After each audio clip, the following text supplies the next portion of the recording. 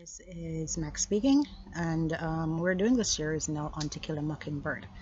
This one is on characters. I will definitely be placing the cards attached here so that you can see the others in the series on To Kill a Mockingbird. I hope it helps you too. So if you're new to my channel, thank you so much for stopping in. If you are returning, it's always a pleasure to have you here. Don't forget to keep your subscribe buttons on, your bell notifications as well. Leave a comment below, let me know what you think, and guess what? Good luck in your studies. There are so many characters in the novel, but there are some that are even more important than some, and these characters help to develop the plot in different ways. The first one we're taking on is Scout. Now, Scout is the narrator, for sure. She is quite an unusual little girl, yes, because of her social position as a white person, yes, who her father is defending a black man, and because of her own personal qualities. She is definitely intelligent.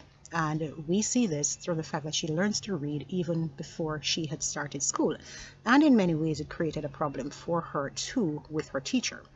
She is definitely confident. She has a strength that is different from the rest of the characters in so many ways, for the fact too that she is a girl. She will fight a boy, and she does not have any fear about fighting a boy. She can be thoughtful as well, as she worries about the main difference between what is good and what is evil in mankind, and she's concerned by what takes place in the novel in terms of the black people being placed in a position where they do not have equality to the rights to the whites, sorry. Unusually, she is also good, because what she does it with the best intentions towards everyone around her. Of course, some people may have misinterpreted her actions in the novel, but at the same time, she does have the best intentions for everyone else. Now, let's look at her social identity. She's very unusual, yes, because she's a tomboy, and she does this in a society where women were not expected to be tomboys. Females were not expected to be tomboys. In fact, they were expected to be prim and proper, because it's the southern world of Macomb in many ways, and the values at that point in where the novel was set would have dictated that as a female, as a girl, she should be acting more of a lady and not as a tomboy. Now, one quickly realizes that when we read To Kill a Mockingbird, Scout is who she is because of the influence of her father, Atticus. Now, he has allowed her to think freely. He has allowed her to develop her conscience, and he has also encouraged her to become an individual without the whole stress of what is expected in the society, the whole social hypocrisy that takes place in the society. Now, many girls in Scout's position would have been expected to be wearing dresses. They would have expected to be acting in a manner that was ladylike, and quote unquote ladylike, by learning manners, not saying whatever comes to her mind. But Scout is different because of Atticus's style of parenting. She wears overalls, yes, and she will climb a tree with her brother and her friend Jim and Dale respectively. Now, she doesn't always hold on to whatever society tells her, the niceties of the society. And she is quick to point out to her teacher that one of the students in the class, he is too poor to pay her back, the teacher back, for the lunch that she has provided for him. And so she doesn't know how to be tactful when saying this, and she just says it as it is, and that's what makes her unique. And also, she is fascinated and even baffled too by the behavior of others around her. Now, one of her teachers goes as far as to criticize Hitler's prejudice against the Jews, while at the same time, that teacher indulges her own prejudice against black people. And that is so hypocritical in Scout's eyes, and she doesn't really understand how humans behave the way they do.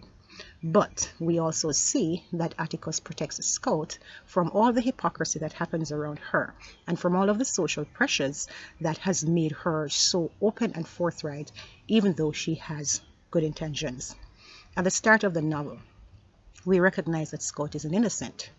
She's a 5-year-old child, yes, who she definitely has no experience with the bad things that are happening around her in the world.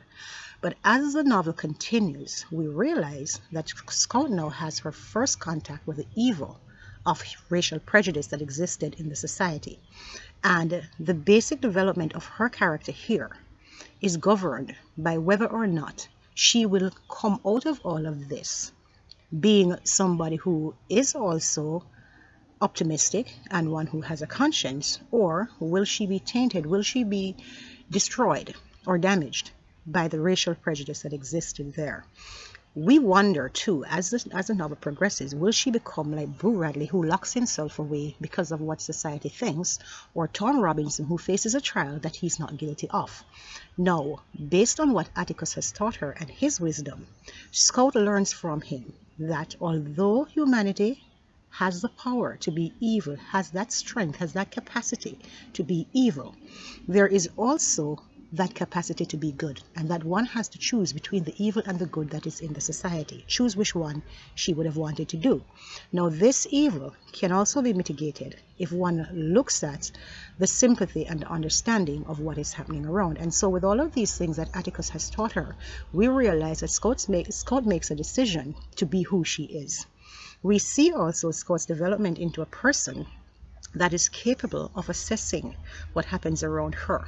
And at the end of the novel, we also realize that whatever evil Scout has come in contact with, whatever evil she had encountered, she remains as a person with a conscience. She does not become cynical.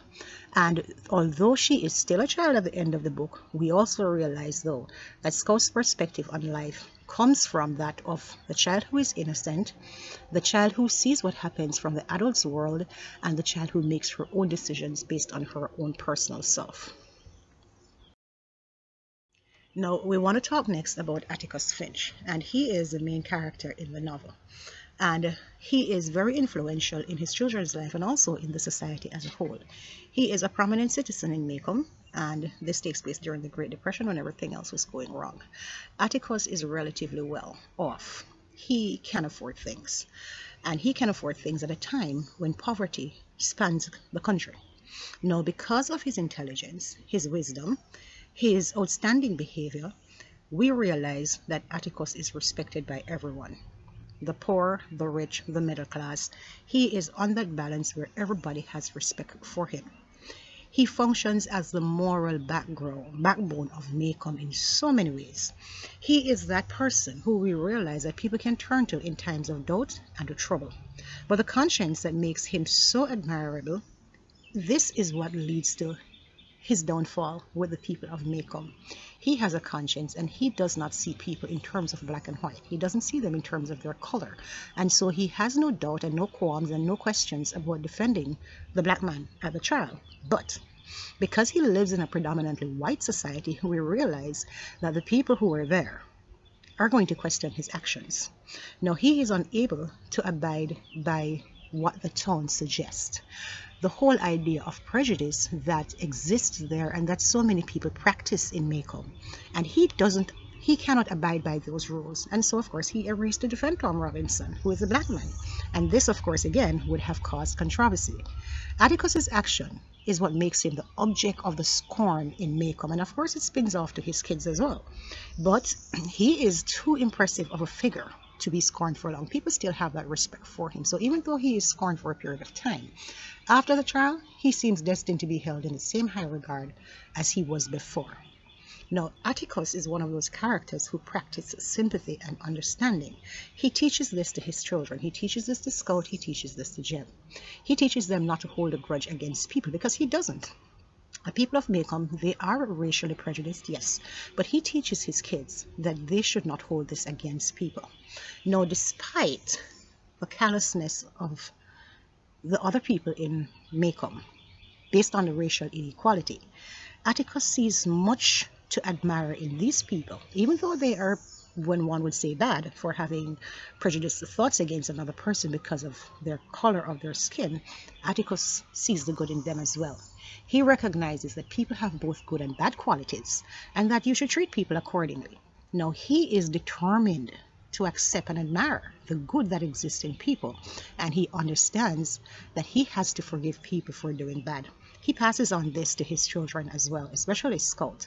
And this is what keeps her innocence from being destroyed by the fact that racial prejudice exists in such a way in her society, in her community, that she should have been tarnished. By all standards, she should have been tarnished by the racial prejudice that existed. But because of her father's strong influence on her, it does not. Ironically, though, we see Atticus as the hero in the novel. He is respected. But neither Jem, neither of his children, Scout nor Jem, they do not idolize him at the beginning of the novel. In fact, both his children are embarrassed that he is older than the other kids' fathers in the novel, and that he doesn't do what other fathers do. He does not hunt, he does not fish. But because of Atticus's ability to be wise as a parent, and this comes out in chapter 30, he says that before Jem looks at anyone else, he's going to look at him, Atticus, and he is going to try to live like his father so that his father can look back at him squarely and with respect. Ultimately, we see that Atticus wins the respect of his kids because of what he has done for Tom Robinson. And towards the end of the novel, we realize that Jem is fiercely devoted to his father.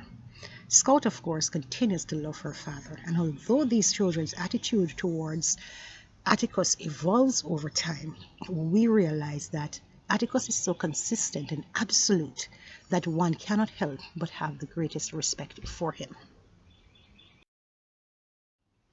Next, we're going to look at the character Jem Finch. Now, Scout is an innocent girl who is exposed to evil at an early age, and of course one sees where she has to become an adult in so many ways, and especially in the way that she looks at things morally. No, we find too that Scout goes through that, and Jem does as well. Now, but he finds himself in a more turbulent situation, something that is even stronger, because his shattering experience, he saw that experience at Tom Robinson's trial, and this happened just at the time where he was on the edge of puberty. Now, of course, we all know puberty can be a trying stage for almost everyone. Now, life would have been complicated for him already. It would have been traumatic for him in so many ways because he's grappling with the whole idea of finding who he is as an individual. And now at the trial, he realizes the people's reaction to Tom Robinson, the black man. Now, his thoughts are going to be in turmoil for sure. He thinks that there would have been justice, and he believes that justice would have prevailed. And because he does think this, he becomes confused and vulnerable in many ways when he realizes that the justice he thought that would have occurred did not occur. And so at this formative point in his life, he still has to struggle to maintain that whole commitment to justice that Atticus has taught him, because Atticus taught him to believe in a system of justice. And at the same time, Jem realizes that the system does not promote justice as he would have thought. Now, unlike Mr. Raymond, Jem still has hope. Atticus is the one who tells the Scout that Jem simply needs time to process what he has learned, what he has been seeing. He just needs time to understand that this is the way of life, but that not everything that he thinks is evil is actually evil. Some things do have good. Jem is also able to see that Boo Radley's unexpected help shows that there is still good in people, despite the fact that people may believe that everyone is bad. Now, before the end of the novel, we realize that Jem understands for sure the positive lessons that comes from the trial.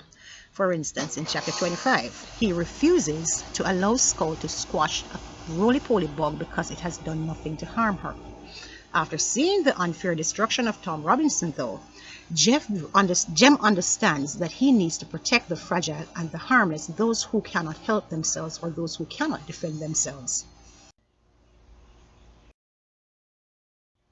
Now, Boo Radley is the neighbor who lives on the same street as the Finch's family. We understand that the characteristics of Boo Radley are defined by the literal and symbolic invisibility that he presents. He is a hermit, a recluse, and he only comes out at night.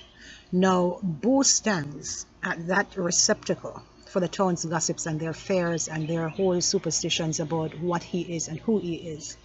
The Finch's children, as with everybody else, they make up strange and horrific stories about Boo, and this stems from the gossip that the adults present as well. The reader in itself will see that Boo has been mistreated by his father and by society by extension, yes, and the father locks him up for a minor infraction when he was a young man. But Jem and Scout, they will believe the wild tales that are told about Boo because Boo is basically interesting to them.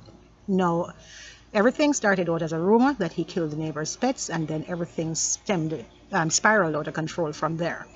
As such, Within the novel, we understand that Boo functions more like a ghost than an actual character. He's the unseen. We don't see him, but we hear stories of him, in other words.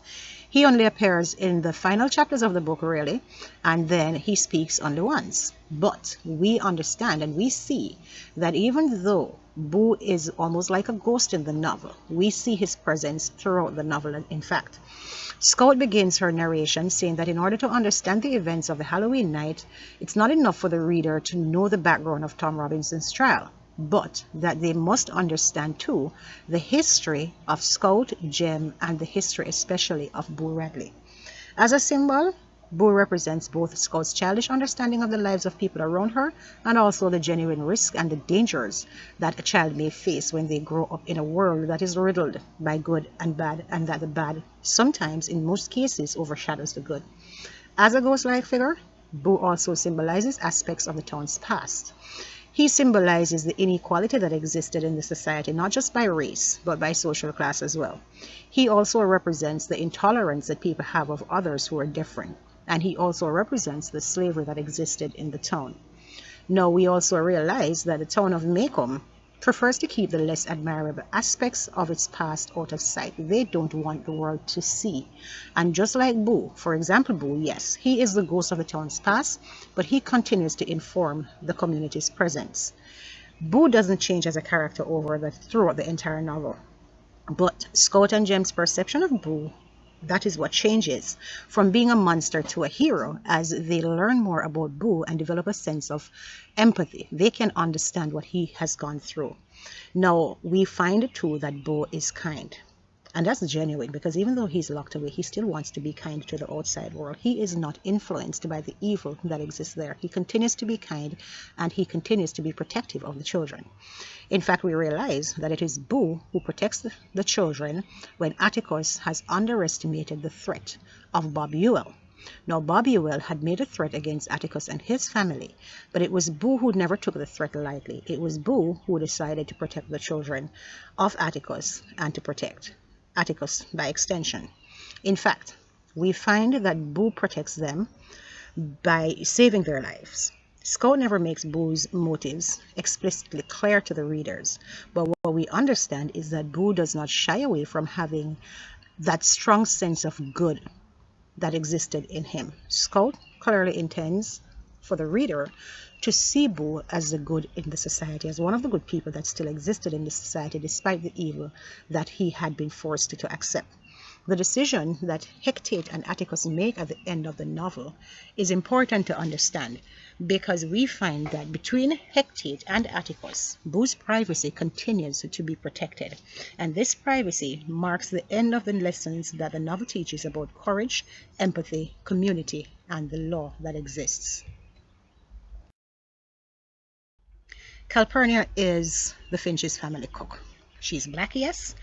She is the mother that Scout did not have because Scout's mother had died when she was at a young age. Scout sees Calpurnia as strict, as unsentimental, as demanding. Now, at the same time, we also see that Scout loves Calpurnia and has the genuine respect and obedience than anyone else would have had, such as her aunt Alexandra. Scout doesn't give much thought to what goes on in Calpurnia's personal life when she's not with the family. But we also understand that Calpurnia has had a difficult and painful life as well. She hardly sees her children because she has to take care of Scout and Jem. But this was understandable in many ways because the blacks were in the minority and they had to work extremely hard to take care of their families. Calpurnia also functioned as Scouts, and we also see that Calpurnia teaches us to see the world of the black citizens in Macomb. For example, she shows Scout the church, the whole church idea. She takes her to a black church, and she also wants Scout to understand Tom Robinson's trial from the perspective of the church. And so she makes the space in the courtroom for Scout and Jem to sit. She takes them to the courthouse because she wanted them indirectly to understand what happens to people of color. Scout also goes to church with her, yes.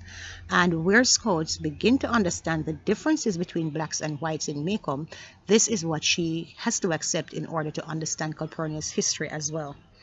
To the readers today, We are familiar with Calpurnia's whole presentation of what happens to the blacks. And all of the black characters in the novel, for example, at least primarily, they are used as props in the stories of the white characters that surround them. Calpurnia is similar to the other black characters, especially Tom Robinson, and in terms of her resilience, her ability to suffer through whatever is happening, and to also be grateful for the good white people that are still around her, who are not racist and who treats her with respect in many ways. Now, we have to accept that Calpurnia is a positive influence on Scout's life because she teaches her the important lessons about empathy. And we also see that while she is a simplified character in terms of her race and the effects of prejudice on her life, she is also a strong woman. And so Scout also learns from Calpurnia how to be a strong person. Now, in many ways, Calpurnia represents the black experience. But she is silent in many ways about the issues of race for whatever reasons. And so we get to understand that it is unfair to single her out for not representing the complexities of her circumstances, but we also have to understand that Calpurnia had accepted in many ways the barriers, the differences that existed between colors, the blacks and the whites. And so in the novel, we may not find that she professes her suffering through the whole episode of slavery and after slavery and the whole mistreatment of black people. But we have to accept that she teaches Scout to separate what she's thinking, what she's not thinking, and how she feels about what is happening around her. All right, so we have basically finished with most of the major characters, so let's stick around here, yes, and we're going to be flying through the rest of it. Bob Ewell, we need to know Bob Ewell. He is a drunken, mostly unemployed member of Macomb's poorest family. Now, while there was racial division in Macomb at the time, there was also social division because the rich were separated from the middle class, the poor, and the poorest of the poor, yes. And now, in his knowingly, he knows he has wrongfully accused Tom Robinson for raping his daughter. We also see the darker side of the South as well. We see the poverty, the squalor, the ignorance, the hate-filled racial prejudice that existed through the eyes of Bob Ewell. Charles Baker Dale Harris is Scout and Jem's summer friend. He comes in the summer, he plays with them. He helps to build that whole story around Boo Radley and also helps us to understand who Boo Radley is. He is a confident boy, and of course he definitely has an active imagination. Now, he is completely fascinated with Boo Radley. And of course, we also see his childhood innocence throughout the novel. Miss Maudie Atkins is the Finch's neighbor. She has definitely a sharp tongue. She's a widow. She is a very old friend of the family. She has been around them for the longest while. Miss Maudie is almost the same age as Atticus's younger brother Jack, and she shares Atticus's passion for justice, and she is basically one of the children's best friend among the adults that existed in Macomb. Aunt Alexandra is quite a character for sure. She's Atticus's sister. She has a very strong will. She is devoted to her family. She wants Scout to adjust and adapt to the upper class status that she already has. Aunt Alexandra can be seen as a perfect Southern lady, and her commitment to propriety and tradition often leads Scout to have issues with her. And so we find that there is a love-hate relationship going on between Scout and Aunt Alexandra because Aunt Alexandra represents the upper echelon of the society, and Scout, of course, doesn't want to be that kind of person. She wants to be her own person. Mayela Ewell is Bob Ewell's abused, lonely, unhappy daughter. She goes with whatever her father says. And so when her father brings up these trumped up charges against Bob Ewell, these fake charges against Bob Ewell, she goes along with it because, for one, she is afraid of her father in many ways, but one truly cannot excuse her for the shameful indictment of Tom Robinson because she knew within herself that her father was lying. But there were so many underlying factors there because Bob Ewell is actually the drunken, horrible person that he's presented to be, and so we will understand too that Mayella would have just done what her father said. Tom Robinson, yes, he's very important to the novel, but he is also in the minority group. He is the Blackfield hand who is accused of rape.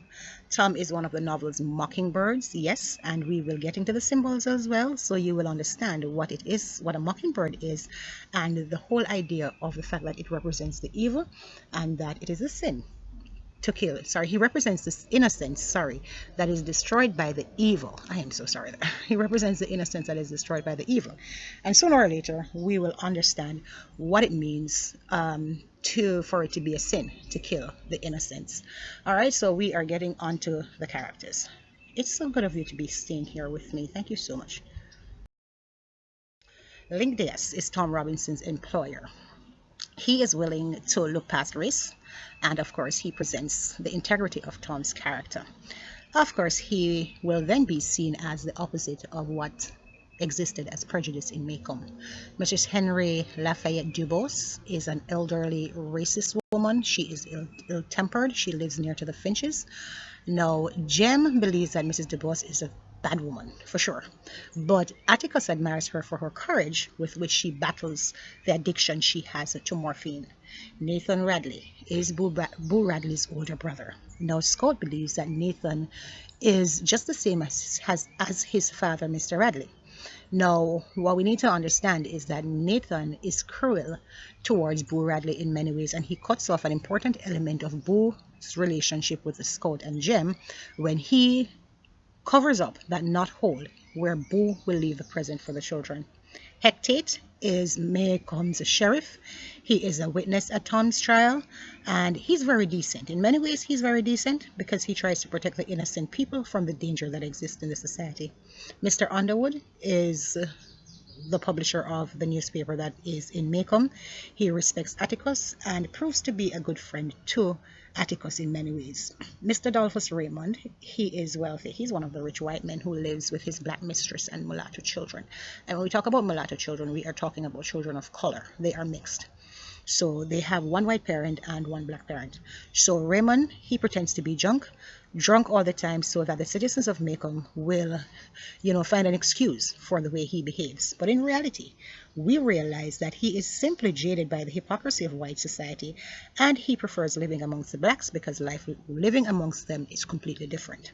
Walter Cunningham, father. Mr. Walter Cunningham, he is very poor. He's a farmer.